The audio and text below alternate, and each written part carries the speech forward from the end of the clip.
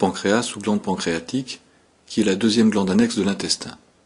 C'est une glande à sécrétion endocrine et exocrine qui est située transversalement en avant de la colonne vertébrale lombaire. Cette glande est en véritable symbiose avec le duodénum.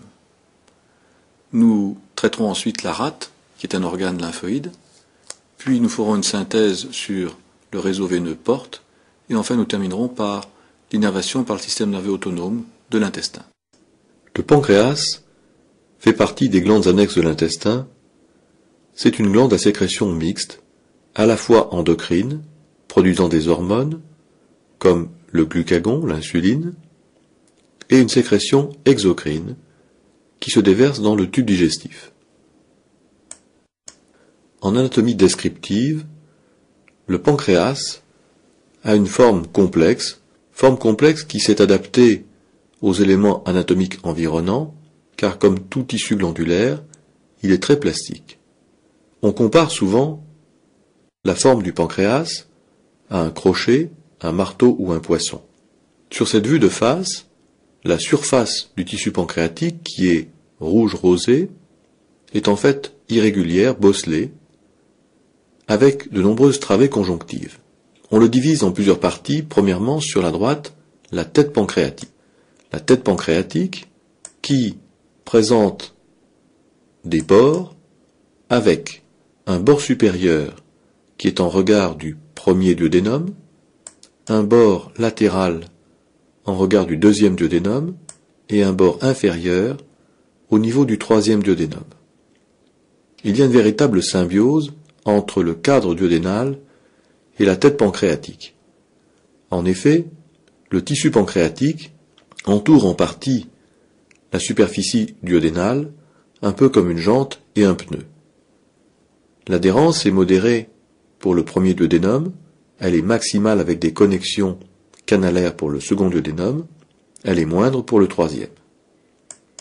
Ce tissu irrégulier présente un tubercule sur le bord supérieur et sur sa face médiale, la tête pancréatique présente une languette qu'on appelle le processus incinatus, ou crochet en français. On l'appelle également souvent le petit pancréas de Winslow. Ce petit pancréas est marqué par une gouttière ventrale, c'est la gouttière des vaisseaux mésentériques supérieurs.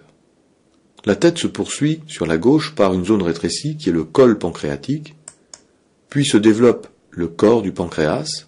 Le corps du pancréas est transversal, en avant de la colonne lombaire, il est orienté latéralement, en haut et à gauche, et se termine par la queue pancréatique. C'est une languette de tissu pancréatique qui, là aussi, comme le petit pancréas de Winslow, est marquée par une empreinte vasculaire, le passage des vaisseaux spléniques destinés à la rate. La même structure glandulaire, pancréatique, est ici représentée sur sa face dorsale. La tête est donc sur la droite, et on remarque une gouttière périphérique sur la tête qui correspond à l'empreinte de la convexité du cadre duodénal. Le premier duodénum en haut, le second latéralement, et le troisième duodénum en situation caudale. La tête pancréatique est perforée sur sa face dorsale par le passage de la voie biliaire principale. Au-delà du tubercule, le col fait la jonction avec le corps pancréatique, puis au-delà, sur la gauche, avec une longueur variable, la queue pancréatique qui est en regard de la rate. Cette face dorsale présente des empreintes veineuses. Des empreintes veineuses qui correspondent à la formation du système porte. Ces empreintes sont variables, mais on a sur la face dorsale, presque de façon axiale longitudinale, l'empreinte de la veine splénique qui va rejoindre la veine mésentérique inférieure. Cette jonction est très variable, elle peut être fortement déplacée sur la gauche ou au contraire déplacée vers la ligne médiane. Cette jonction veine splénique, veine mésentérique inférieure forme le tronc veineux spléno-mésentérique qui ensuite va constituer la veine porte. L'embryologie du pancréas explique sa forme et sa morphologie définitive. Nous avons sur la gauche la situation initiale, avec sur la droite le mésogastre ventral, occupé par le bourgeon hépatique et les voies biliaires primitives. Il existe à ce niveau un bourgeon pancréatique ventral de couleur orange, par opposition au bourgeon pancréatique dorsal qui est coloré en jaune et qui est situé dans le mésogastre dorsal. Sur la droite, 3 petits schémas successifs vont expliquer le mouvement, le déplacement de ces bourgeons pancréatiques. Initialement, ils sont dans un plan sagittal, le bourgeon pancréatique dorsal dans le mésogastre dorsal, le bourgeon pancréatique ventral et les voies biliaires dans le mésogastre ventral. On a vu qu'il y avait, dans la formation et l'organogenèse de l'estomac, une rotation de 90 degrés. Cette rotation s'applique également sur les bourgeons pancréatiques, avec le bourgeon dorsal qui devient transversal sur la gauche et le bourgeon ventral qui est transversal sur la droite. Ultérieurement, seul le bourgeon ventral va poursuivre la rotation. Il va contourner par en arrière le deuxième duodénum et venir rejoindre le bourgeon dorsal par la face dorsale, entraînant avec lui la voie biliaire principale. Et il y a une jonction, voire une soudure, entre ces deux bourgeons.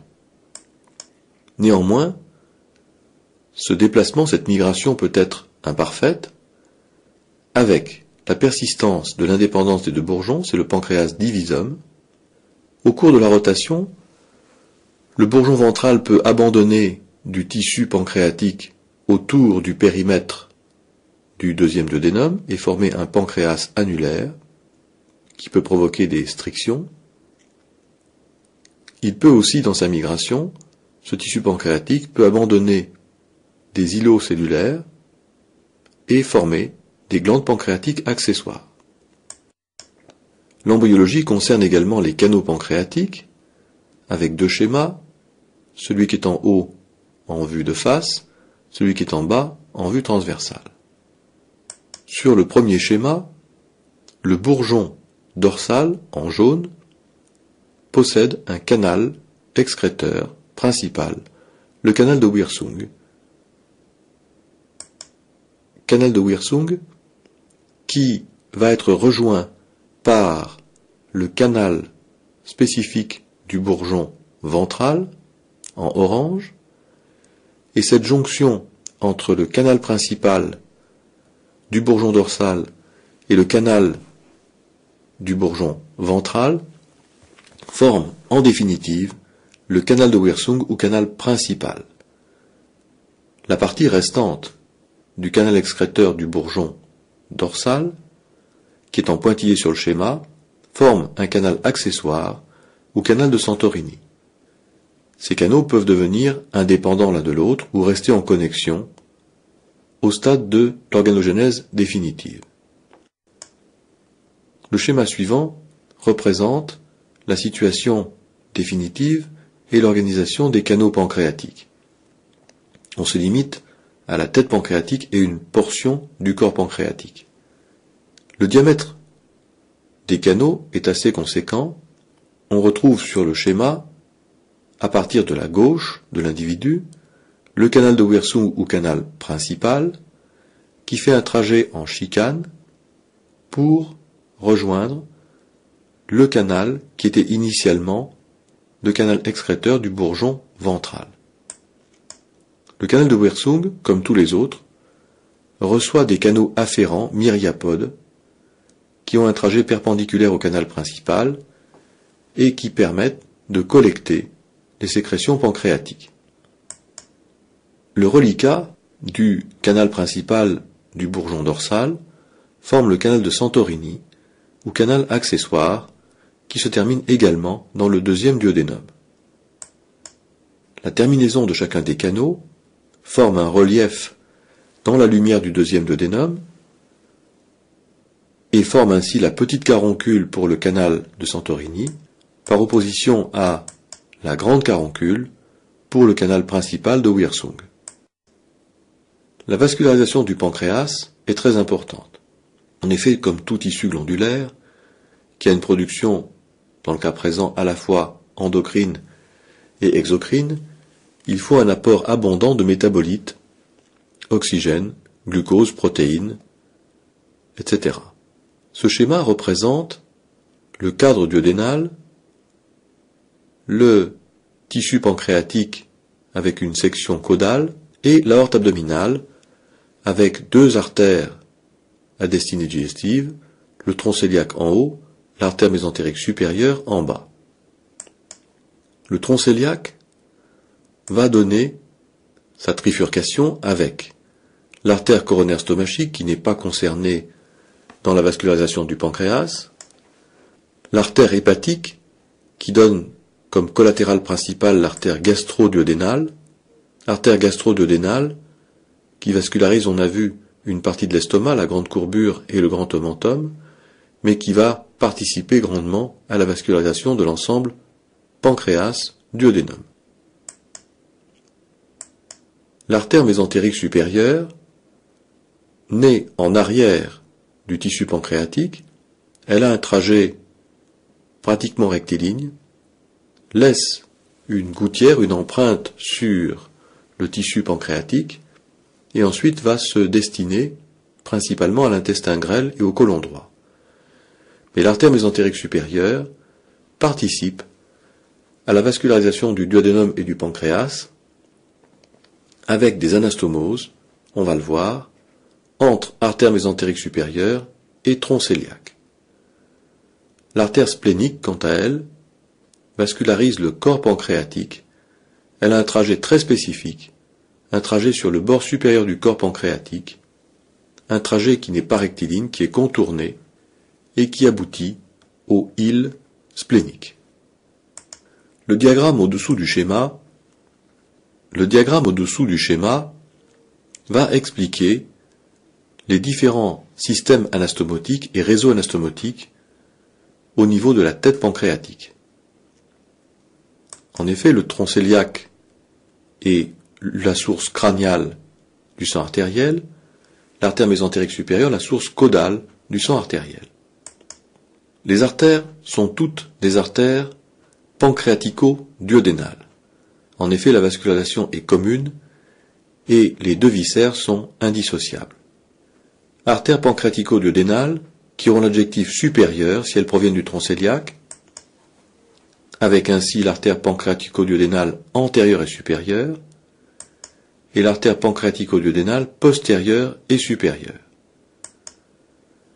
Celles qui proviennent de l'artère mésentérique supérieure auront l'adjectif inférieur, avec les artères pancréatico-duodénales antérieures et inférieures, et artères pancréatico-duodénales postérieures et inférieures.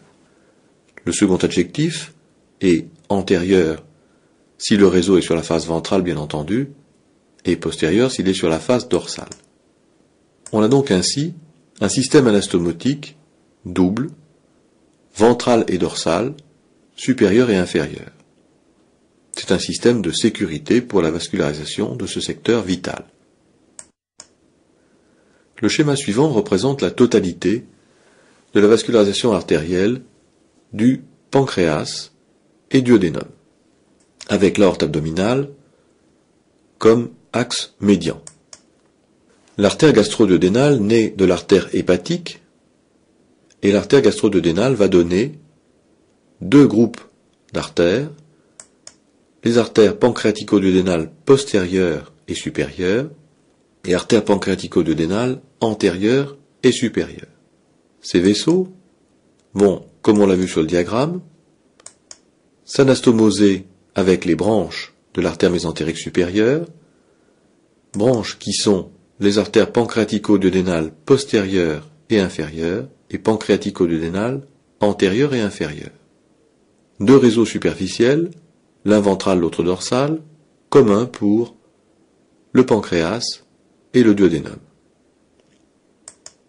Ces vaisseaux, qui parcourent la superficie de la tête pancréatique, vont donner des vaisseaux perforants se distribuant par un abondant réseau intraparenchymateux dans le tissu pancréatique et forme l'arcade intrapancréatique. C'est l'anastomose entre réseau ventral et réseau dorsal. L'ensemble forme les arcades de la tête pancréatique.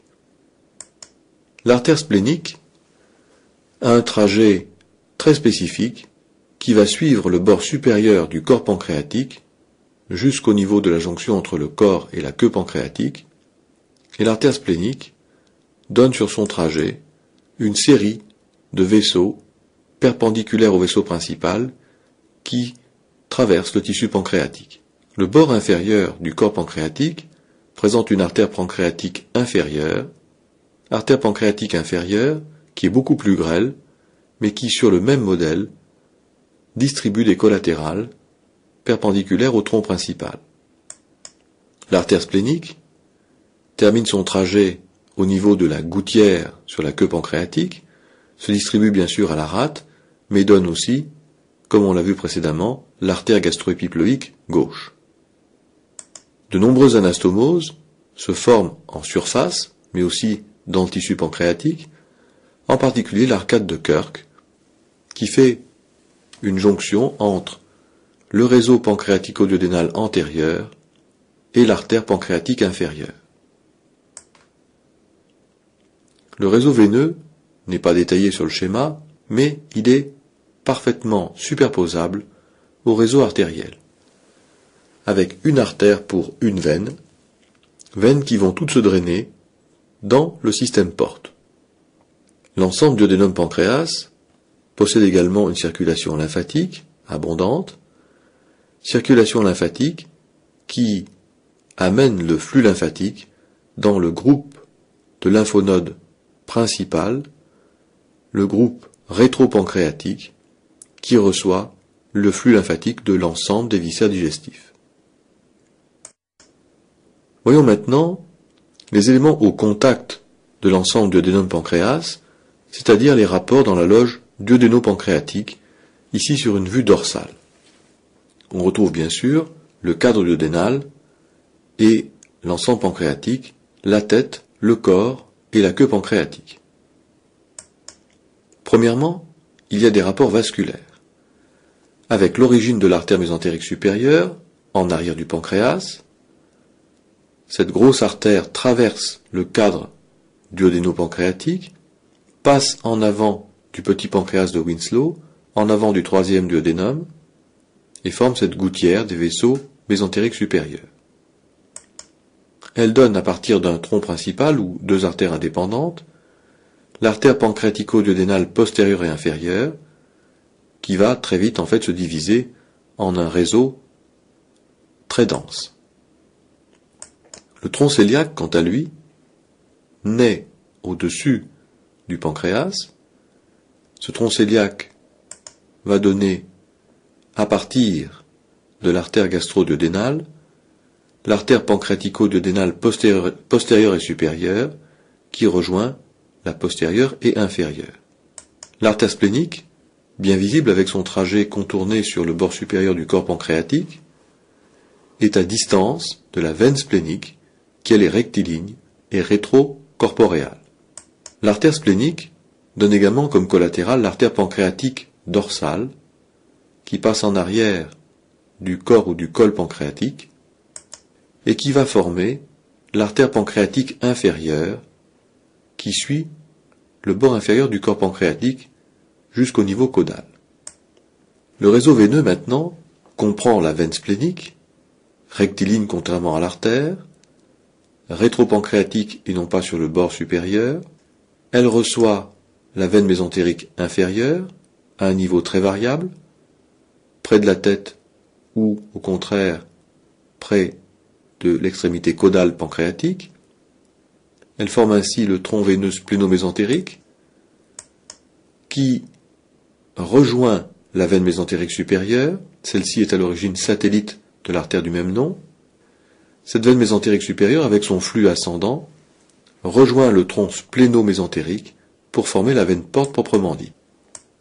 La région de la tête pancréatique est marqué par le trajet de la voie biliaire principale, le canal cholédoque, qui, à mi-hauteur, va traverser le tissu pancréatique pour un trajet transpancréatique et se terminer dans le deuxième duodénum.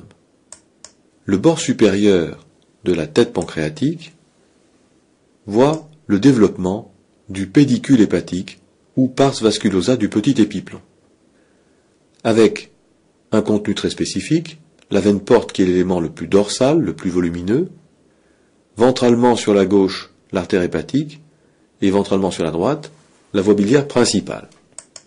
Le tout est contenu dans le pédicule hépatique qui est équivalent à la pars vasculosa du petit épiplon. Le schéma suivant permet de représenter les rapports de la tête pancréatique au-delà de la loge duodéno-pancréatique. Il s'agit d'une coupe sagittale paramédiane droite. En effet, une coupe sagittale médiane passerait par l'aorte. Le plan de coupe est décalé de quelques centimètres sur la droite et passe par la veine cave inférieure. Le pancréas, plus précisément la tête pancréatique, est l'élément central, avec la partie la plus volumineuse qui est située en haut et un petit bourgeon en bas qui correspond au petit pancréas de Winslow. La tête pancréatique est entourée du premier duodénum en haut, troisième duodénum en bas. Ventralement, cette loge pancréatique est recouverte par le côlon transverse et le mésocolon transverse qui s'insère par une diagonale sur l'ensemble du duodénum pancréas. La face ventrale est recouverte en grande partie par la glande hépatique, avec le bord antérieur qui arrive au moins à mi-hauteur sur l'ensemble du duodénum pancréas. C'est là aussi que se situe la voie biliaire accessoire, la vésicule biliaire avec sa forme d'ampoule qui arrive souvent au contact du côlon transverse, et dans des situations pathologiques, on peut assister à des fistules entre la vésicule biliaire et le côlon transverse, avec un déversement du contenu biliaire directement dans le côlon. La voie biliaire accessoire va ensuite rejoindre le pédicule hépatique avec sa partie du petit épiplon, et la voie biliaire accessoire termine son trajet sur le schéma, puisque la terminaison anatomique se fait dans le deuxième duodénum, qui serait dans un plan plus superficiel du plan de coupe. Le troisième duodénum en bas, la région est marquée par le trajet de la veine mésentérique supérieure. Veine mésentérique supérieure qui traverse le cadre duodéno-pancréatique, qui remonte en direction du hile hépatique pour devenir la veine porte dans le pédicule hépatique. Dorsalement, c'est la veine cave qui a un trajet rectiligne et contre laquelle s'est formé l'accolement de Treitz. Sur le plan artériel, on retrouve à mi-hauteur l'artère hépatique commune, qui va se diviser en artère hépatique propre qui remonte dans le pédicule hépatique, et l'artère gastro-duodénale qui passe entre le premier duodénum et la tête pancréatique. Ce bloc duodéno-pancréatique est solidement fixé au plan postérieur par l'accolement au fascia de Treitz, qui couvre pratiquement toute la surface duodéno-pancréatique. Ce plan de coupe permet de représenter le hiatus de Winslow. Le hiatus de Winslow, c'est la zone de communication entre la grande cavité péritonéale droite et la poche rétrogastrique. Le hiatus de Winslow est limité par la veine cave inférieure dorsalement, la veine porte ventralement, c'est un triangle avec un sommet caudal, et le troisième côté, c'est la glande hépatique, plus précisément le lobe de Spiegel. Ce hiatus de Winslow permet de pratiquer des gestes explorateurs ou de contention pendant une intervention chirurgicale. Par exemple, on peut ainsi palper entre le pouce et l'index la voie biliaire principale, la voie biliaire accessoire, et détecter des lithiases intracanalaires. Le viscère suivant n'est plus une glande exocrine ou endocrine, mais la rate est un organe lymphoïde, qui est une véritable éponge vasculaire sur le trajet de l'artère splénique. La rate, ou splénius, d'où l'adjectif splénique, ou lienne, d'où l'adjectif lienis, est un tétraèdre irrégulier. Tétraèdre irrégulier qui a une orientation non orthogonale dans la cavité de l'abdomen, avec une base, 3 faces et des bords. En anatomie descriptive, la rate est représentée sur une vue médiale sur le schéma de gauche, sur une coupe transversale en haut et à droite, et une vue antérieure sur le schéma en bas et à droite. On lui décrit 3 faces. Premièrement, la face rénale, qui est concave, régulière, face rénale qui s'est adaptée à la convexité du rein gauche. La deuxième face est une face gastrique. Elle est également concave, adaptée à la grande courbure de l'estomac, et cette face gastrique supporte le hile de la rate, la zone où les vaisseaux artériels vont traverser le parenchyme, mais où existe aussi le retour veineux. Le hile splénique est très étendu sur presque toute la hauteur de cette face gastrique. La face suivante est au contraire convexe, c'est la face diaphragmatique, adaptée à la coupole diaphragmatique gauche. Il reste la base du tétraèdre, c'est la face colique qui repose sur l'angle gauche du côlon. Les bords maintenant sont constitués par le bord antérieur. Celui-ci est irrégulier, il est crénelé, marqué par plusieurs incisures. Le bord postérieur est lisse et régulier. Le bord interne, qui fait la jonction entre la face gastrique et la face rénale, est également lisse et régulier. Ce bord interne est bien visible sur le schéma en coupe transversale en haut et à droite.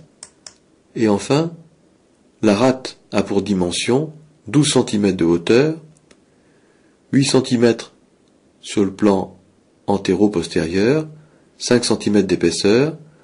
Elle pèse à l'état normal 200 grammes, et il existe des rates surnuméraires, des îlots de tissu lymphatique dans le mésogastre dorsal qui jouent le rôle de rate surnuméraire. Le poids est normalement limité, la rate est totalement masquée par le gril costal, mais en cas de maladie du système lymphatique, maladie qu'on appelle les lymphomes, la rate peut peser plusieurs kilos et descendre jusqu'au niveau de la fosse iliaque gauche.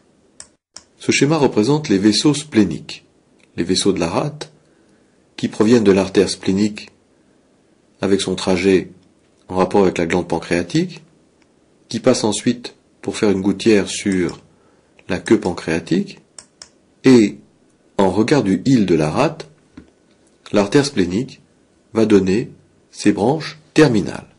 Branches terminales car le tissu splénique est segmenté avec une vascularisation terminale. Il y a donc une artère polaire supérieure, puis les branches supérieures avec 3 à 4 divisions, les branches inférieures, c'est équivalent, 3 à 4 divisions, et enfin une artère polaire inférieure. C'est sur ce trajet que l'artère splénique donne les vaisseaux courts gastriques. Vaisseaux courts gastriques destinés à la grande courbure et qui doivent être impérativement respectés lors de l'ablation de la rate. Les artères sont accompagnées par les veines, avec une veine principale, la veine splénique, qui collecte le sang de chacun des segments spléniques. Ventralement, en aval du flux principal destiné à la rate, il reste l'artère gastro-épiploïque gauche, accompagnée de la veine du même nom. Ce schéma, qui est une coupe transversale de l'abdomen, où seule la moitié gauche est représentée, va nous permettre d'étudier les rapports viscéraux et péritonéaux de la rate.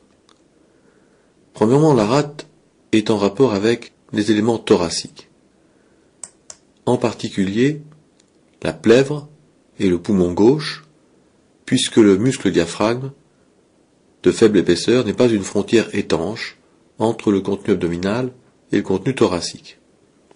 Ainsi, la face diaphragmatique de la rate est en contact avec la plèvre gauche et l'extrémité caudale du poumon gauche.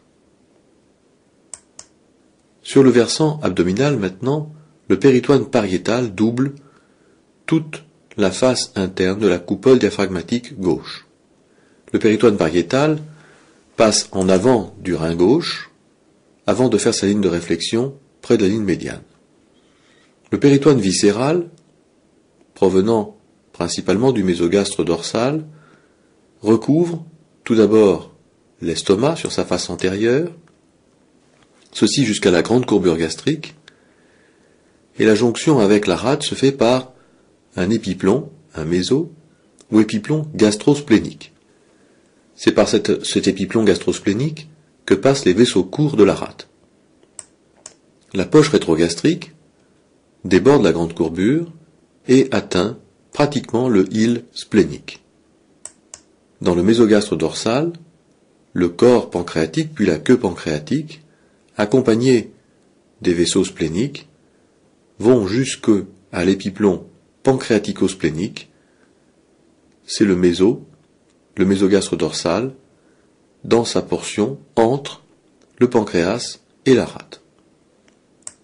La région pancréatique est fixée, accolée, entre péritoine pariétal postérieur et péritoine viscéral pour former l'accollement de Treitz. Normalement, la rate n'a pas d'accollement contre le péritoine pariétal. Enfin, le rein gauche, qui est rétropéritonéal, est en regard de la face rénale concave de la rate, et dans les traumatismes, un traumatisme de la rate a souvent en association un traumatisme du rein gauche. Le schéma suivant montre les rapports pariétaux de la rate et la topographie de la rate par rapport aux côtes. À l'état normal, la rate est toujours en arrière de la ligne axillaire moyenne. La ligne axillaire moyenne, c'est le plan à mi-distance entre la face ventrale et la face dorsale de l'individu. On a toujours tendance à situer la rate trop ventralement. La rate est donc en arrière de la ligne axillaire moyenne, et c'est la partie supérieure de la rate qui peut être en contact avec le poumon gauche. Par contre, toute la surface de la rate, toute la face diaphragmatique, est en contact avec la plèvre gauche. La rate s'étend sur 3 hauteurs costales, de K9 à K11, l'axe splénique étant sur la 10e côte. C'est entre les côtes que l'échographie pourra analyser le parenchyme splénique, ou que cette analyse pourra être précisée par une ponction intercostale dans la rate. Le paragraphe suivant va nous permettre de faire une synthèse du réseau veineux qui constitue le système porte et qui amène le sang du tube digestif dans la glande hépatique qui joue en fait le rôle d'un filtre. Ce réseau veineux porte est ici sur un diagramme avec les principaux viscères, le rectum en bas, la rate, la partie supérieure de l'estomac et bien sûr la glande hépatique. Le réseau veineux porte commence très bas, en situation caudale, par la veine rectale supérieure. Cette veine rectale supérieure devient ensuite la veine mésentérique inférieure, qui reçoit les veines sigmoïdiennes, au nombre de 3 généralement, puis la veine colique supérieure gauche, et la veine mésentérique inférieure rejoint la veine splénique pour former le tronc spléno-mésentérique. La veine splénique reçoit, à son tour, des veines gastro-épiploïques gauche. Le tronc veineux spléno-mésentérique, rectiligne, va en direction de la veine porte. Le réseau et le débit de la veine mésentérique supérieure est bien plus important, La veine mésentérique supérieure reçoit des veines iléales, des veines jéjunales, mais aussi la veine colique inférieure droite. C'est un flux sanguin abondant, avec comme afférent plus cranial la veine coronaire stomachique, et elle constitue la veine porte en ayant rejoint le tronc veineux splénomésentérique. La veine porte, quant à elle, qui a un trajet relativement court, 5 à 7 cm, la veine porte va recevoir des petites veines dans le pédicule hépatique, les veines cholédotiennes, des veines pancréatico-duodénales, la veine pylorique et le tronc veineux gastrocolique de Henle. La veine porte a ensuite un trajet rectiligne. Elle mesure 7 cm de longueur pour 15 mm de diamètre. Elle est orientée en haut légèrement vers la droite et se termine au niveau du hile hépatique en se divisant en deux branches, une branche droite, une branche gauche. La branche gauche rejoint ce qui était antérieurement la veine ombilicale et qui est devenu le ligament rond. Le diagramme suivant représente les possibilités d'anastomose porte-cave en cas de dysfonctionnement de la glande hépatique. En effet, le réseau veineux porte, qui est à basse pression, peut être facilement bloqué sur son trajet ou lors d'un dysfonctionnement ou d'une altération de la glande hépatique. Par exemple, en cas de cirrhose, lorsque la glande hépatique devient dure, scléreuse, le flux sanguin porte circule mal, il est bloqué en amont et s'accumule, et produit ainsi une hypertension portale. Cette hypertension portale, par blocage du filtre hépatique, va devoir organiser un retour veineux différent en développant des anastomoses entre système porte et système cave. Sur le schéma, nous avons donc au centre la veine porte et sa division en deux branches, le système cave supérieur en haut, le système cave inférieur en bas. Il y a plusieurs sites d'anastomose porte-cave qui, à l'état normal, sont très peu développés. Ce sont quelques vaisseaux capillaires à débit insignifiant, mais qui en cas d'hypertension portale vont augmenter de diamètre et de volume pour permettre le retour veineux, le passage veineux dans le système cave. Comme site préférentiel, il y a tout d'abord les veines ésophagiennes. L'œsophage, en effet, a un retour sanguin veineux dans le système cave directement, alors que l'estomac a un retour veineux dans le système porte. Ces veines ésophagiennes sont sous-muqueuses, elles deviennent des veines dilatées en cas d'hypertension portale, des varices ésophagiennes, qui bien sûr peuvent saigner soit spontanément, soit suite à un vomissement et provoquer des hémorragies parfois cataclysmiques. Le retour à partir des veines ésophagiennes se fait par le système azygos en direction de la veine cave supérieure. Le deuxième site, c'est le site ombilical avec le réseau veineux à partir de la veine ombilicale. Le drainage va donc suivre à partir du tronc de la veine porte, de sa division en deux branches, la branche gauche, développer des vaisseaux capillaires autour du ligament rond, l'ex-veine ombilicale, arriver à l'ombilic, et là, se redistribuer avec les veines épigastriques en direction du système cave inférieur, ou la veine thoracique médiale, appelée également veine mammaire interne, en direction du système cave supérieur. La dilatation des veines ombilicales en sous-cutané provoque un réseau veineux dilaté sous-cutané visible à partir de l'ombilic, qu'on appelle la tête de méduse en clinique. Le dernier site d'anastomose porte-cave, c'est la jonction caudale avec les veines rectales inférieures ou veines hémorroïdales, veines rectales inférieures qui se drainent dans le système cave directement, alors que les veines rectales supérieures vont dans le système porte. Là aussi, il y a un réseau sous-muqueux abondant qui va se développer avec un risque hémorragique, un risque de rectorragie, alors que ce système va se drainer préférentiellement vers les veines iliaques internes. Le dernier paragraphe concerne l'innervation de l'intestin. Cette innervation se fait aux dépens du système nerveux autonome, non contrôlé par la conscience de l'individu ou la volonté de la personne.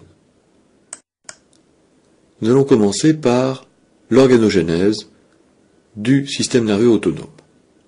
Ce schéma représente une coupe transversale de l'embryon, où le tube neural s'est déjà refermé, avec, comme élément de repère, la corde, l'aorte abdominale et le tube digestif primitif, avec son mésodorsal. Ce schéma va permettre de mettre en place la formation du système nerveux autonome pour le contingent sympathique. Nous sommes donc à la 5e semaine, et le tube neural étant fermé, les crêtes neurales sont situées de part et d'autre du tube neural primitif. Ces crêtes neurales vont permettre le développement du système nerveux périphérique, mais aussi le développement du système nerveux autonome. Avec une première migration cellulaire ventrale, migration cellulaire qui va laisser des amas de cellules nerveuses pour former les ganglions sympathiques latéraux-vertébraux. La migration poursuit avec soit un groupe de cellules qui va uniquement dans la future glande médullo-surrénale, dans la partie médulaire de la glande surrénale, soit un deuxième contingent qui lui va rejoindre des amas ganglionnaires préaortiques. Ganglions préaortiques qui seront les ganglions cœliaques, mésentériques supérieurs, etc.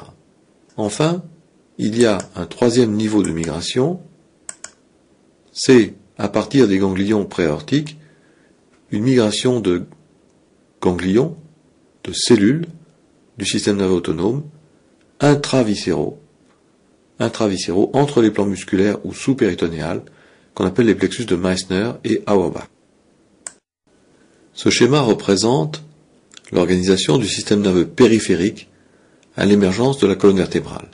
Il s'agit d'une vertèbre lombaire, donc d'une racine nerveuse lombaire, qui, à son émergence du foramen intervertébral, va donner une branche dorsale pour les muscles paravertébraux, une branche ventrale principale pour le système nerveux conscient, c'est l'ensemble des nerfs qui partent très latéralement pour former les nerfs rachidiens, mais il y a un rameau communicant qui va sur un ganglion sympathique latéro-vertébral, à côté ou en arrière de la veine cave inférieure et ou de l'aorte de l'autre côté. L'innervation du tube digestif par le système nerveux autonome provient donc, à l'origine, des ganglions latéraux-vertébraux, ganglions qui sont étagés sur toute la hauteur de la colonne vertébrale, à droite comme à gauche. Ces ganglions latéraux-vertébraux vont donner des filets nerveux qui vont se regrouper en nerfs, puis se terminer sur des ganglions préaortiques. Cet ensemble forme le plexus solaire qui est sur ce schéma vu de face pour sa moitié droite. L'origine commence donc dans le thorax, au niveau des ganglions latéraux-vertébraux, étagés du 6e au 12e ganglion latéro-vertébral thoracique, à droite comme à gauche.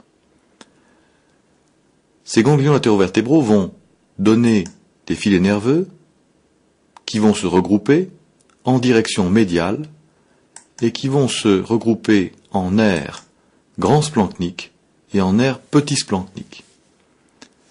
Le nerf grand splanchnique a pour origine des filets nerveux provenant du 6e au 9e ganglion latéro-vertébral thoracique. Les filets nerveux vont se regrouper pour former un ganglion splanchnique, puis ce ganglion grand splanchnique se prolonge par le nerf grand splanchnique qui se termine sur la corne latérale du ganglion semi-lunaire.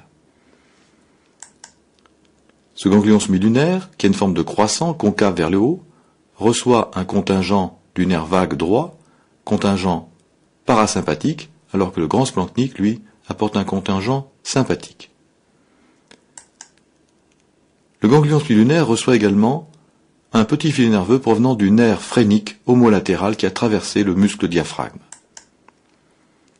La deuxième partie, c'est le nerf petit splanchnique, qui provient des 10e, 11e, 12e ganglions latéraux thoraciques, qui se regroupent pour former un ou deux petits filets nerveux.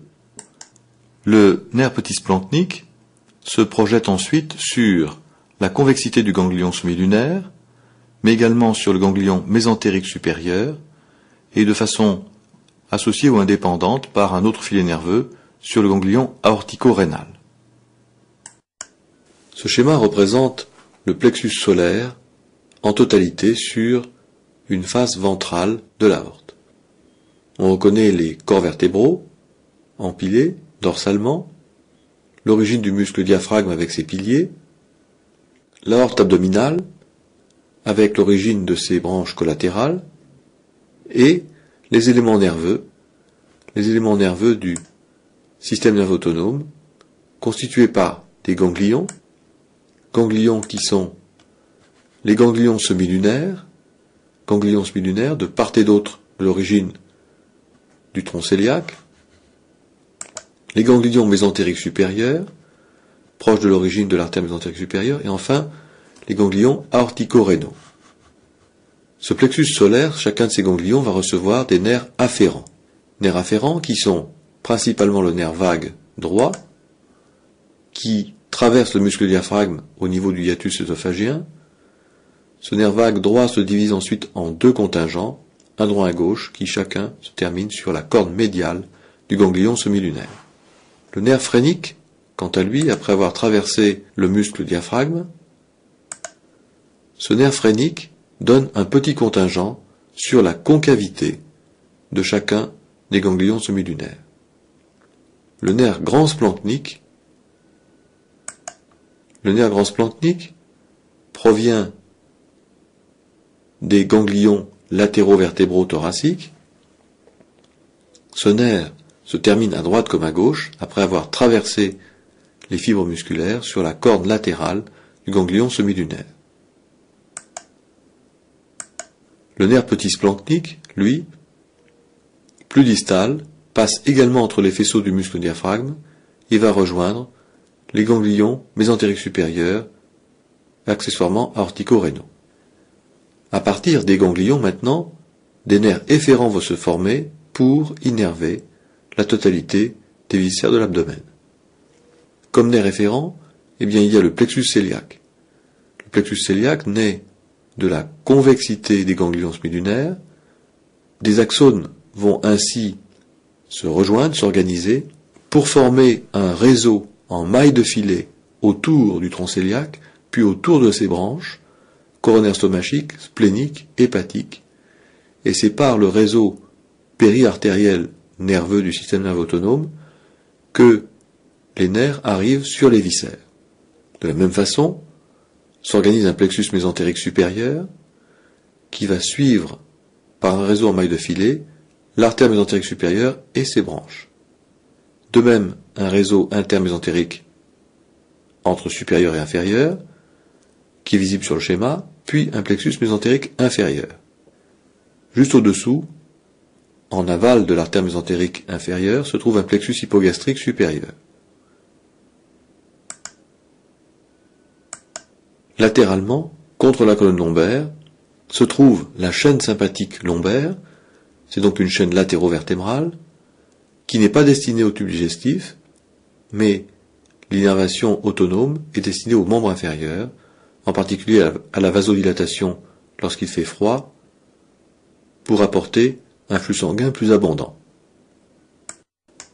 On termine par le système nerveux autonome dans son contingent parasympathique qui provient des nerfs vagues avec une origine intracrânienne. Les nerfs vagues font partie de la 10e paire crânienne de nerfs crâniens. Sur ce schéma vu de face, le nerf vague gauche est antérieur après la rotation de l'estomac. Ce nerf vague gauche va se diviser en deux branches. Il donne tout d'abord, pour la petite courbure, le nerf gastrique antérieur de la targée,